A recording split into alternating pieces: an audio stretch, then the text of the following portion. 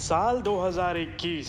एक ओर दुनिया पर कोरोना का कहर तो दूसरी ओर अमेरिका और रूस के बीच बढ़ती तनातनी की वजह से दुनिया पर युद्ध का साया। अमेरिका और रूस के बीच तनातनी ने गंभीर मोड़ ले लिया है। अमेरिका के विदेश मंत्री एंटनी ब्लिंकन ने खेद जताते हुए ट्वीट किया कि दुख के साथ कहना पड़ रहा है कि सभी लोकल एम्प्लॉयड स्टाफ और कॉन्ट्रैक्टर्स को दूतावास से जाना होगा। आप सभी का सालों का योगदान बेकार चला गया। ऐसा फैसला हमें मजबूरन रूसी सरकार की रोक के बाद लेना पड़ा है।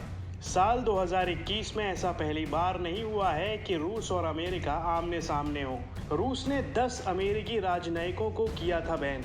अप्रैल 2021 की बात है। अमेरिका और रूस के बीच तनातनी इतनी गहरी हो गई थी कि उस दौरान अमेरिका ने रूस के कई अधिकारियों के खिलाफ ऐसी ही कार्रवाई की थी, जिसके बाद रूस ने कहा था कि वो भी इसका जवाब देगा।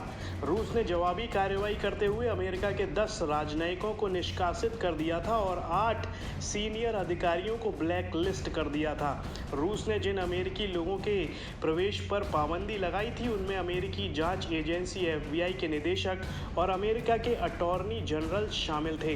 दोनों ही देशों ने ये कदम ऐसे वक्त उठाया था जब दोनों देशों के बीच तनाव की स्थिति बेहद बढ़ गई थी। रूस बड़ी संख्या में अपने सैनिकों को यूक्रेन की सीमा के पास जमा कर रहा था, वहीं अमेरिका अपने लड़ाकू जहाज़ों को ब्लैक सी की ओर भेज रहा था, जिसके बाद रूस ने अमेरिका को चेतावनी दी थी। रूस की दुश्मन लिस्ट में अमेरिका का नाम। इसी साल मई महीने की बात है। रूस और अमेरिका दोनों देशों के बीच संबंधों का इतिहास भी बेहद अच्छा नहीं रहा है।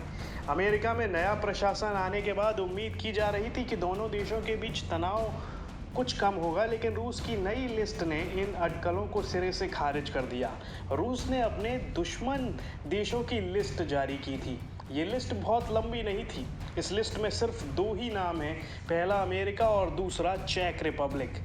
रूस ने दोनों देशों को आधिकारिक रूप से अपने दुश्मन देशों की सूची में रखा है। मई में क्रेमलिन का बड़ा आदेश।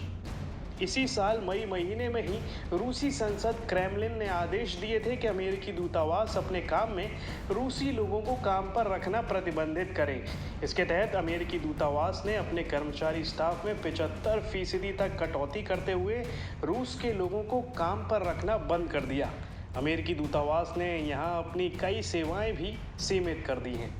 इस सब से साफ जाहिर हो जाता है कि अमेरिका और रूस एक दूसरे को दुश्मन तो मानते ही हैं, लेकिन अगर किसी भी देश की ओर से ज़रा सी भी चूक हो जाती है तो युद्ध अगले ही पल शुरू हो सकता है।